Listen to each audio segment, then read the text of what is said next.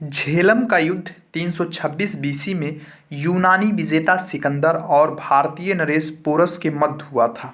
सिंधु नदी पार करने के पश्चात सिकंदर के सामने तक्षशिला के शासक आम्बिक ने आत्मसमर्पण कर दिया और अपनी राजधानी में सिकंदर का जोरदार स्वागत किया। इसके बाद सिकंदर ने पोरस से आत्मसमर्पण की मांग की, लेकिन पोरस जैसे स्वाभिमानी राजा के लिए यह शर्त अपने गौरव तथा मर्यादा के विरुद्ध लगी। उसने यह कहला भेजा कि वह यूनानी विजेता के दर्शन रण क्षेत्र में ही करेगा। इस तरह यह सिकंदर को खुली चुनौती थी और सिकंदर और पोरस दोनों एक दूसरे से युद्ध क्षेत्र में भिड़ने के लिए तैयार हो गए।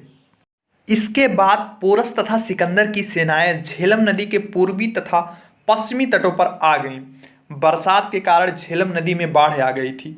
सिकंदर के लिए नदी पार करना कठिन था, इसलिए कुछ दिनों तक अवसर की प्रतीक्षा करते हुए अंत में एक रात जब भीषण वर्षा हुई, सिकंदर ने धोखे से अपनी सेना को झेलम नदी के उस पार उतार दिया।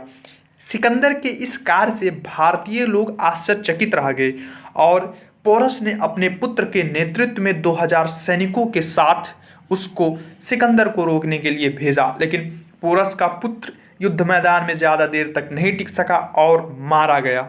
इसके बाद पोरस सिकंदर के साथ अंतिम मुठभेड़ के लिए अपनी पूरी सेना के साथ मैदान में आ गया। दोस्तों, बरसात के कारण भूमि दलदल हो जाने से पोरस के सैनिकों के लिए धनुष को जमीन में टेक सकना असंभव हो गया था और पोरस की सेना के विशालकाय हाथी यूनानी सेना के तीव्रगामी घोड़ों के सामने नहीं टिक सके। शीघ्र ही पोरस की विशाल सेना तीतर बीतर हो गई और उनके सैनिक भागने लगे, परंतु 6.5 फुट का लंबा जवान पोरस विशालकाय हाथी पर सवार हो अंत तक लड़ता रहा।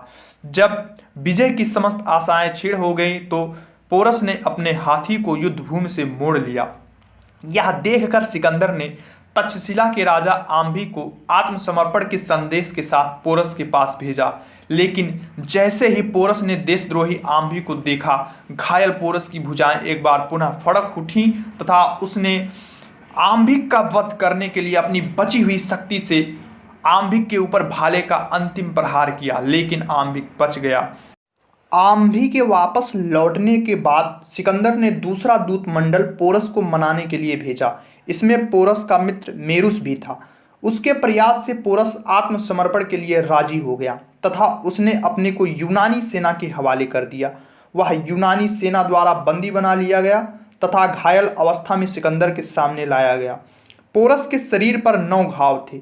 सिकंदर ने पोरस की वीरता की प्रशंसा की तथा पूछा, तुम्हारे साथ कैसा बर्ताव किया जाए। पोरस ने बड़ी निर्भीकता एवं गर्व के साथ उत्तर दिया, जैसा एक राजा दूसरे राजा के साथ करता है। इस उत्तर को सुनकर सिकंदर बड़ा प्रसन्न हुआ। उसने पोरस को न केवल उसका राज्य ही लौटाया बल्कि उसके राज्य का उससे भी अधिक विस्तार कर दिया। उम्मीद करता हूं दोस्तों वीडियो आपको अच्छा लगा होगा। अगर वीडियो अच्छा लगा तो चैनल को लाइक, शेयर एंड सब्सक्राइब करना ना भूलिए। धन्यवाद मित्रों।